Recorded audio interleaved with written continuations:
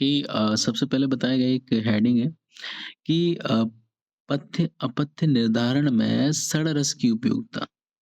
अब आप कहोगे कि भाई जो 6 रस हैं और इन 6 रसों की वजह से आपको पथ्य अपथ्य का निर्धारण करना है, ठीक है? तो पहले क्या है कि कोई भी अगर हेडिंग आती है तो उसके शब्दों को हमें बताना होता है कि ये क्या कहना चाह रहा है कि पथ्य अपथ्य। तो पथ्य अपथ्य जान लेना है कि प्रैक्टिकली वे से चलते हैं। जैसे कि हमारे पास 56 भोग की थाली रखी हुई है, बात समझना, है ना? 56 भोग की थाली रखी हुई है। अब उसमें क्या है कि 56 टाइप के मतलब भोग हैं और उनमें डिफरेंट डिफरेंट टाइप के रस हैं, ठीक है? 6 रस हैं, ध्यान रखना।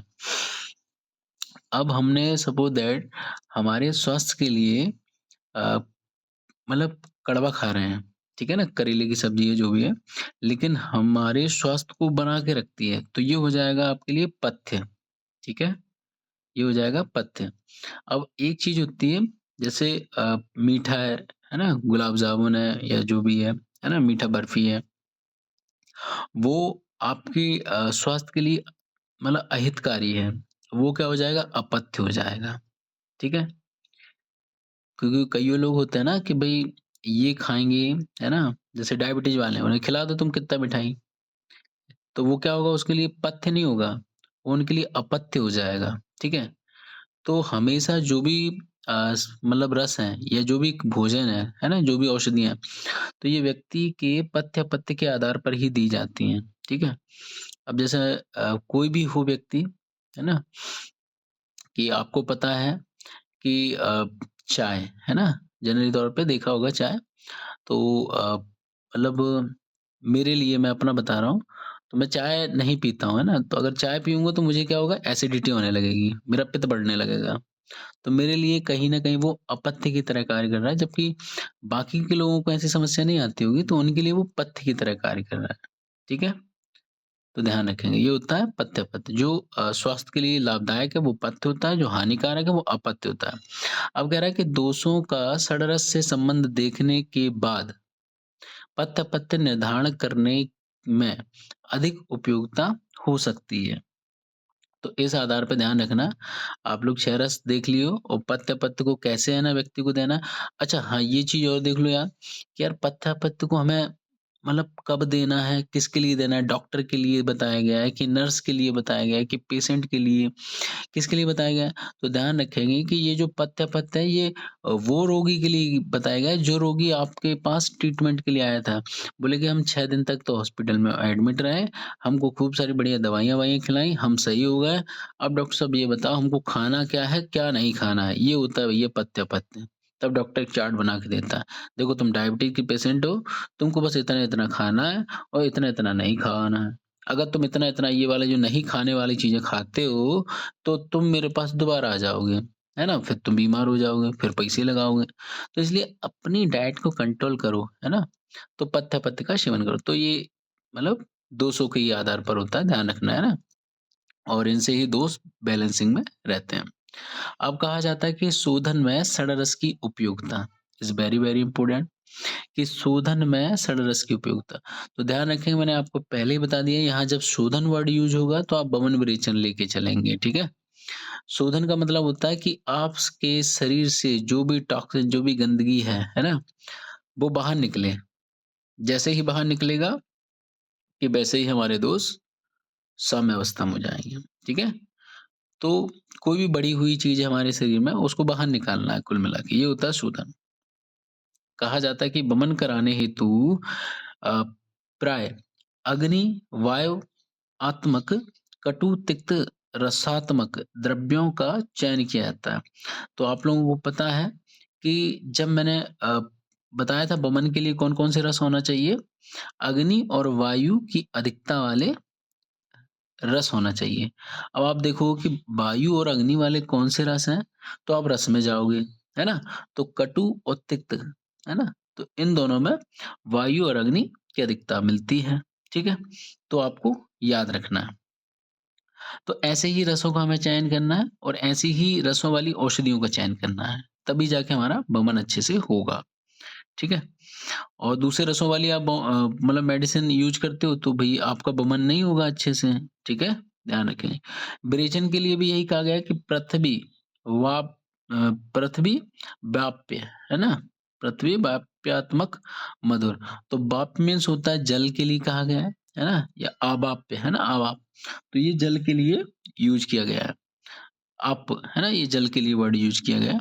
तो आपको पृथ्वी और अप दोनों के मिले हुआ जो रस है ना? इनमें कौन-कौन सा रस है? एक मधुर और अम्ल, ठीक है? तो अम्ल में भी देखोगे आप पृथ्वी मिल जाएगी और मधुर में आपको जल मिल जाएगा। तो ऐसे वाले रसों का यूज़ करोगे जिससे क्या होगा? विरेचन हो सके। क्या हो? विरेचन हो सके। तो ये कॉन्सेप्ट याद रखना, रट्टाफिकेशन नहीं। क्योंकि जो कॉन्सेप्ट यहाँ बता दिया वहीं आगे चलना है। नहीं पता पड़े यहाँ आप लोग रट लो, तो आगे समस्या पैदा होगी। रटना कुछ भी नहीं है, ठीक है? नेक्स्ट हम लोग चलते हैं। ध्यान रखोगे कुछ सिद्धांत बताए गए जो कि आपको फिजियोलॉजी में भी मिलेंगे। तो देखो बताया गया है कि धातु पोषण का सिद्धांत क्या होता है? तो आप सभी लोग जानेंगे धातु पोषण। आपके शरीर में जो-जो धातुएँ बनती हैं, है ना? 7 धातुएँ बताई गई हैं। तो वो कैसे बनती हैं? इसका कॉन्सेप्ट क्या है? तो देखो डिफरेंट-डिफरेंट टाइप के मतलब मत दिए गए थे और उसमें क्या था कि सभी जो आचार्य थे, जो साइंटिस्ट प्राचीन काल के, तो वो लोग क्या है कि मतलब सर्च करते थे कि क्या ऐसा हो सकता है? क्या ऐसा हो सकता है? तो ऐसी चीज़ें बताई गई हैं। तो देखो यहाँ पर बताया गया है कि आयुर्वेद में धातु पोषण से संबंधित 3 न्याय दिए गए हैं। 3 न्याय मतलब यहाँ पर एक सिद्धांत बना दिए गए हैं, ठीक है? न्याय मतलब सिद्धांत 3 दे दिए गए हैं कि इस इन 3 सिद्धांत के द्वारा ही धातुओं का पोषण होता है। बोले कौन-कौन से? क्षीरदधी न्याय है, केदारकुल्य न्याय है और खले-कपोत न्याय है, ठीक है? तो ये 3 न्याय हैं। क्षीरदधी, केदारकुल्य और खले-कपोत। तो नाम में ही समझ में आया क्षीर मीन्स होता है बेटा दूध, है ना? और दधी मतलब दही, है ना? दूध से दही वाला न्याय है। केदारकुल्य न्याय है ना? कुल्य मतलब क्या होता है नलियाँ, ठीक है? केदारी। खले कपोत, कपोत मीन्स होता है भैया कबूतर, खले मतलब जो होता है उसका जो चुनने वाला जो स्थान होता है, ठीक है?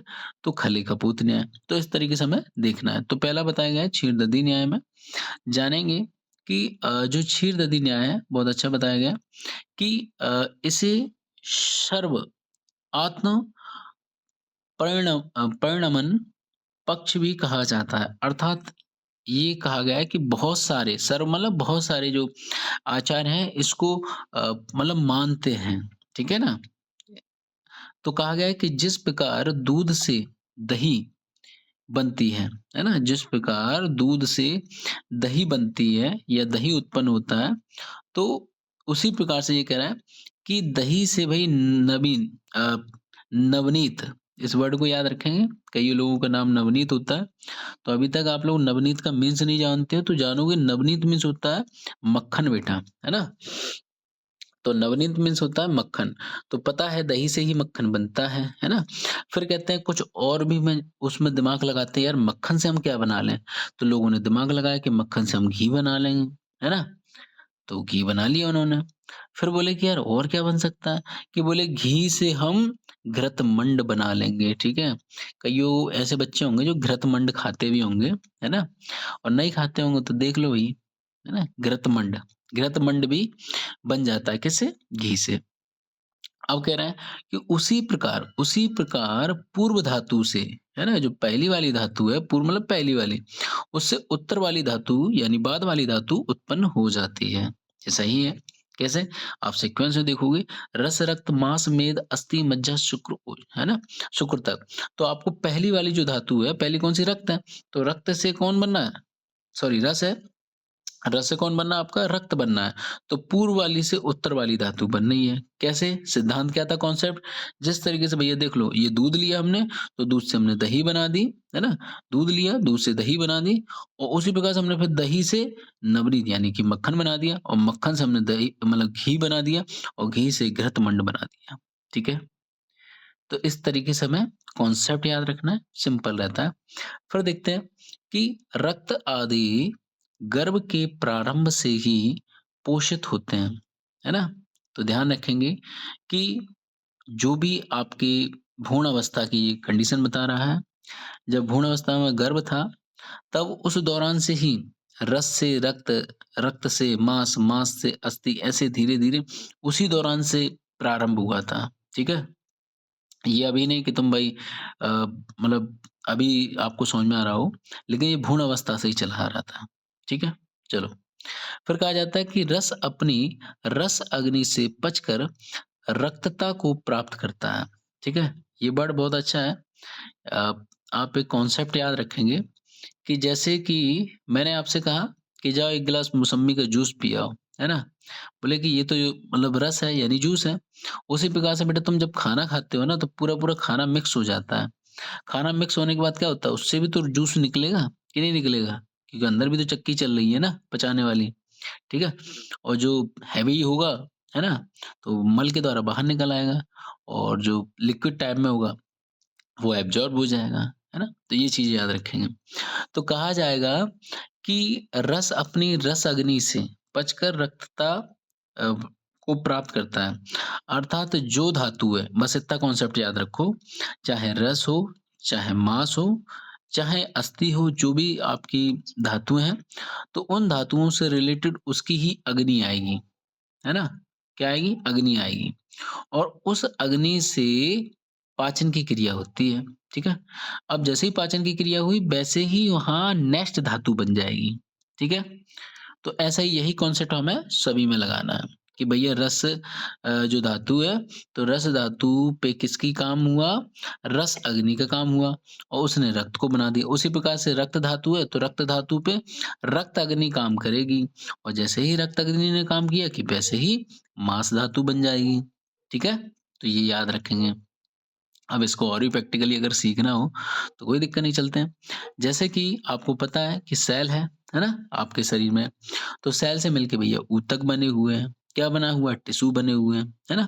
तो अब टिश्यू लेवल की यहाँ पर बता रही है कंडीशन, ठीक है? आपको भी पता है कि कितने प्रकार के टिश्यू होते हैं, कैसे बनते हैं, सेल से क्या है। तो ये सारी कंडीशन यहाँ पर बताई गई हैं, है ना? तो ये जो सेल मेटाबॉलिज्म लेवल जो लेके चल रहा है ना, ये वहाँ तक की बता रहे हैं।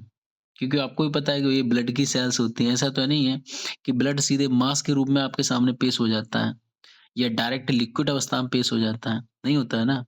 तो पहले वो सेल बनता है ना? जिसे आप लोग कहते हो डब्ल्यूबीसी, आरबीसी लाइक जो भी है ना?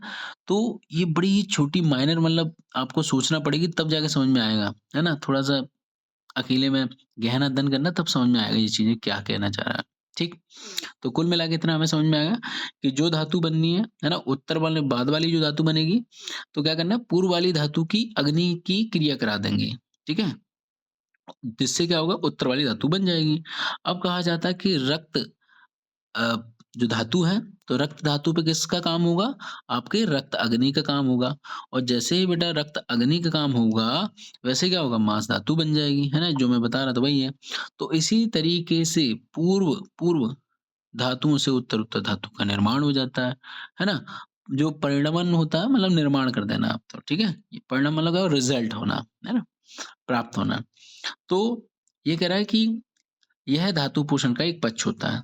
तो ये पूरा कॉन्सेप्ट आप क्षीर दधी न्याय वाला आप फिजियो में लिख सकते हो, यहाँ पर भी अगर पूछ लिया जाए पदार्थ विज्ञान तो आप यहाँ पर भी लिख सकते हो। दोनों जगह लिख सकते हो। तो देखो इसका श्लोक भी यही बताया गया है, जिस बच्चे को श्लोक याद करना है तो श्लोक याद कर सकता है, ठीक है? हालाँकि श्लोक याद करना बहुत ज़रूरी नहीं होता, बस आप हिंदी अर्थ करना जानो। देखो यहाँ बताया गया है कि देखो मतलब कि अ, क्षीर क्षीर दधी भवति यानी कि क्षीर से दधी बन गया है और दधनु नवनीतम और नवनीत से उद्वत, है ना? तो नवनीत से क्या बनेगा? उद्वत मतलब कि मतलब पैदा होना, है ना? उद उद उद्वतम मतलब पैदा होना। तो इससे घी बन जाता है और घी से भैया घृतमंड हो जाएगा। तो देखो वही मैं हिंदी में पढ़ा दिया, वही संस्कृत में लिखा हुआ है, ठीक है? तो चाहे हिंदी में याद कर लो, चाहे संस्कृत में याद रख लो, बस। अब नेक्स्ट चलते हैं, केदारी को ले घृतमंड क्या होता है सर? हाँ बेटा, घृतमंड चलो पूछा, अच्छी बात है। देखो कभी भी आप घी को, है ना, अगर ओरिजिनल घी हो, तो घी को बेटा आप है ना थोड़ा-सा गरम करना है ना?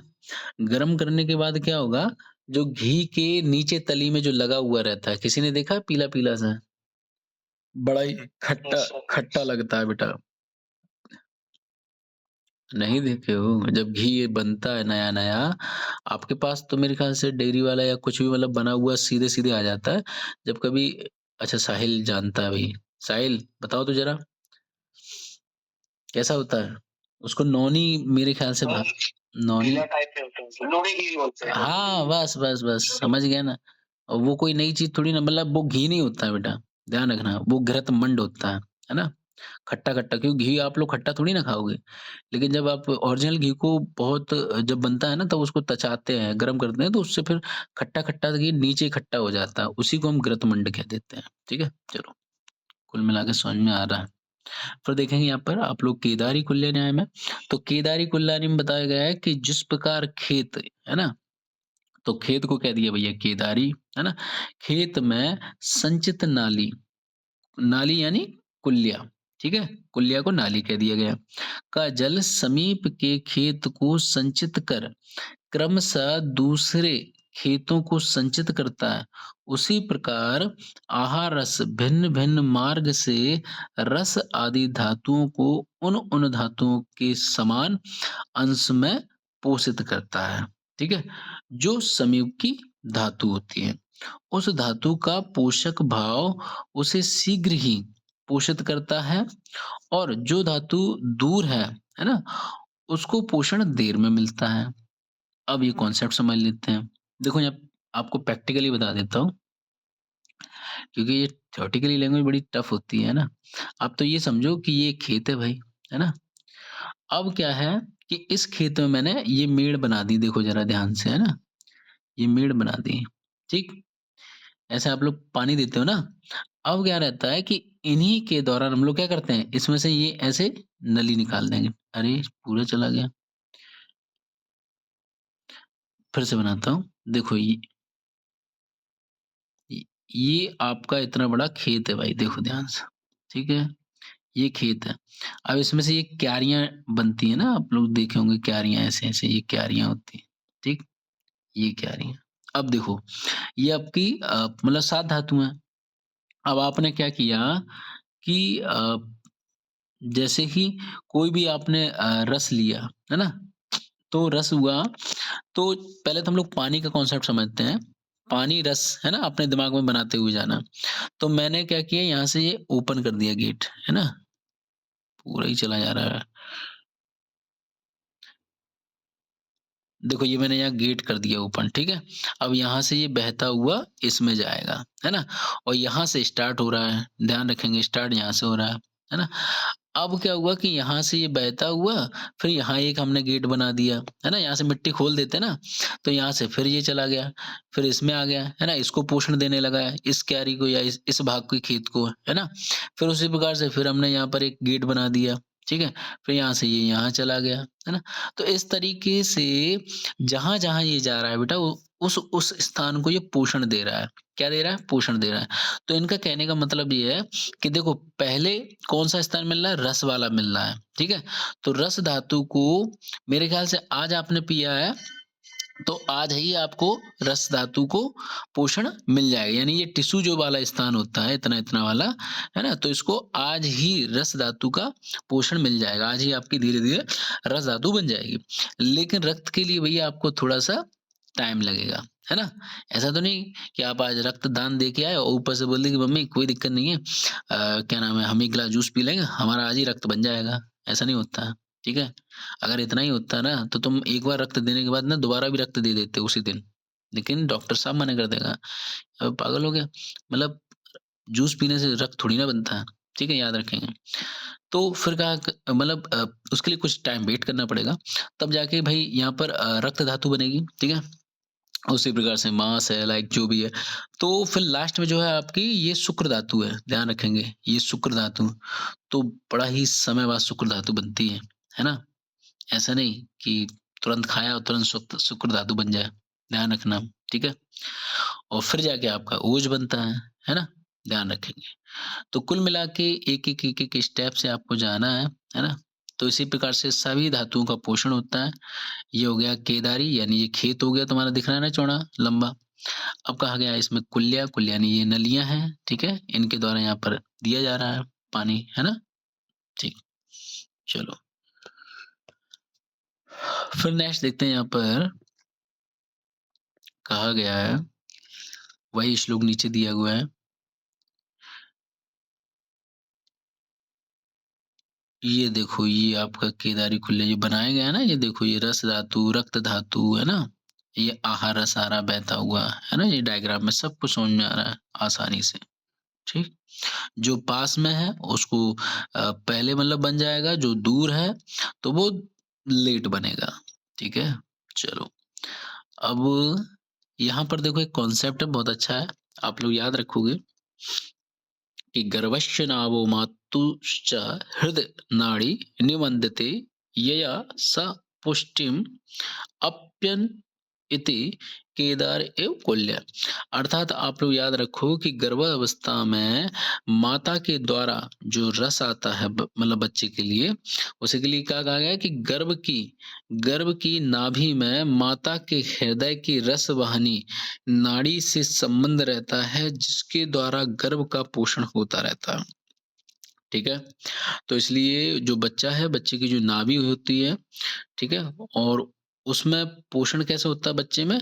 यही तरीका है कि देखो, अगर तुमको लगता है कि आचार्य मतलब ऐसे झूठ बोल रहे हैं, है ना? जबकि ऐसा साइंटिस्टों ने नहीं कहा है कि कौन-सा केदारी कुल्ला न्याय होता है।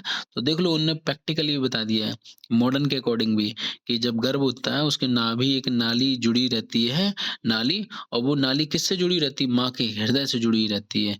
और हृदय से ऐसा तो नहीं कि हृदय से सीधे-सीधे बच्चे के पेट में रोटी आ रही है या सब्जी आ रही है, ऐसा थोड़ी ना होता है। तो वहाँ क्या आता है? रस ही तो होता है, और उसी रस से धीरे-धीरे क्या होता है? आप देखोगे ना ब्लड में क्या-क्या रहता है, कैल्शियम, मिनरल, विटामिन सब चीज़ें होती है ना, तो वो मतलब एक्सट्रैक्ट फॉर्म में कहाँ आ रहा है? बच्चे के पास आ रहा है ना? तो वो क्या कहलाती है नाड़ी? रस वाहिनी नाड़ी कहलाती है, ठीक है? उसी के द्वारा आता है बच्चे में, तब बच्चे के जाके पोषण होता है, ठीक है? गर्भ का पोषण होता है। तो उसी का कॉन्सेप्ट यहाँ बता दिया कि खेत की फसल का पोषण नलियों द्वारा होता है, ठीक है? चलो। अब यहाँ पर बताया खली कपूत। तो खली कपूत में कहा गया है कि देखो ये बचपन में आप लोगों ने देखा होगा एक कहानी आती है कि खले कपूत, कपूत मतलब होता है कबूतर, है ना? जिस प्रकार कबूतर अलग-अलग दिशाओं से खल, है ना? खल मतलब कि जो मतलब जहाँ धान्य एकत्रित होता है ना? जहाँ पर जो दाने एकत्रित होते हैं ना, उसको हम खल स्थान कहते हैं। तो कह रहा है कि अलग-अलग दिशाओं से खल में आते हैं, ठीक है? और अनाज चुगकर अपने-अपने स्थान चले जाते हैं। उसी प्रकार अलग-अलग मार्ग से धातुओं का पोषण आहार से होता है, ठीक है? तो कुल मिला के देखो ये जो मतलब बंदा है, जिस किसी ने भी ये खली कपूत न्याय दिया है, तो यहाँ पर ये क्या बताया गया कि चारों दिशाओं से यहाँ पर भैया ये कबूतर आ रहे हैं, देखो ध्यान से, है ना? अब ये दाना वाला स्थान है। अब यहाँ से चुग-चुग के कहाँ-कहाँ जाएँगे? अलग-अलग दिशा में जाएँगे। तो कुल मिला के इनने कोई कॉन्सेप्ट नहीं दिया। बोले कि जो जिस दिशा से आ जाए भैया, है ना? समझ रहे हो? वो मतलब उसी दिशा से जाएगा। अर्थात कुल मिला के दिशा का मतलब ये है कि हमारा कोई कॉन्सेप्ट नहीं है। है ना? हमने एक तुक्का मार दिया है कि भैया जिसको मिल जाए पहला, तो वही रस बन जाएगा। मान के चलो कि जैसे हमने खाया कुछ भी ऐसा, बहुत सारी, लेकिन इनका भी तुक्का नहीं है, है ना? ये भी अपने तरीके से मतलब परफेक्ट है। बात समझना कि अ, मेरे ख़्याल से कुछ चीज़ें ऐसी होती हैं जैसे कि आप देखोगे स्मैक है ना?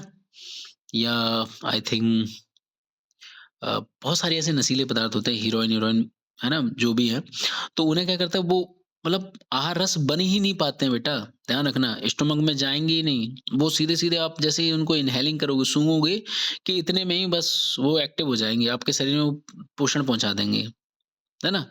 आपकी सेल्स में जाके मिल जाएँगे, बस आपने सूँघा था उनको, कोई रस-वस नहीं बनने वाला उनका, ठीक है? जबकि सभी लोग क्या कह रहे हैं, पहले आहार रस बनेगा, फिर आहार रस से क्या होगा भई मतलब फिर उससे रस धातु बनेगी, फिर रक्त धातु बनेगी। लेकिन ये जो व्यक्ति था, इनने क्या किया, बड़ा ही अच्छा कॉन्सेप्ट था। बोले कि कुछ चीज़ें ऐसी होती हैं, इनको बस सूँघने से कुछ चीज़ें ऐसी होती हैं, टच करने पे ही अंदर चली जाती हैं। इनका कोई रस नहीं बनना है। लेकिन वो जाके धातुओं का निर्माण भी तो कर रही हैं, है ना? बहुत सारी ऐसी चीज़ें होती हैं, ध्यान रखना, ठीक है? सीधे जाके सेल पे काम कर देती हैं। जैसे मेरे ख़्याल से कुछ ऐसे खुजली वाले पौधे होते हैं, उनको बॉडी पे लगा देना, देखो पूरा शरीर खुजाएगा, है ना? वो जाके कहाँ काम कर रहा है? सीधे जाके सेल पे काम कर रहा है। वो कहीं जूस-वूस नहीं बना रहा है और कोई ऐसी धातु भी नहीं बनाएगा, है ना? तो ऐसी बहुत सारी चीज़ें हैं। खाने के साथ सपोज़ दैट ज़हर मिला दिया हो, है ना? तो कुछ ज़हर ऐसे होते हैं जिनको मतलब जीभ पे रखते ही कोई रस-वस नहीं बना और जाके सीधे ही वो काम करने लगता है ना? तो कुल मिला के ये बता रहा है मतलब दिशाएँ को मतलब जितनी भी आपकी 10 दिशाएँ होती हैं उन्हीं के द्वारा भई चीज़ें मतलब जो आते हैं और जो कबूतर आके और दाना अपने घोंसले तक ले जाते हैं, है ना? तो उनका पोषण करते हैं, ठीक है? तो उसी प्रकार से यहाँ पर सारी धातुओं का पोषण होता है, ठीक है? कबूतर वाला यहाँ पर क्यों दिया गया है? क्योंकि यहाँ पर बच्चों का पोषण कर रहे हैं ना कबूतर, ध्यान रखना। तो उसी प्रकार से हमारी धातुएँ पूर्ववत जो उत्तरवत जो धातु हैं उनका पोषण करती हैं। ये रहे भाई कबूतर, ठीक है? तो अब देखें कि लोक पुरुष साम्य सिद्धांत इज़ वेरी, वेरी इम्पोर्टेंट। कहा जाता है कि जो संसार में चीज़ें हैं, है ना? वही सब जगह हैं, कोई अलग-अलग चीज़ें नहीं हैं। तो लोक पुरुष सिद्धांत में बताया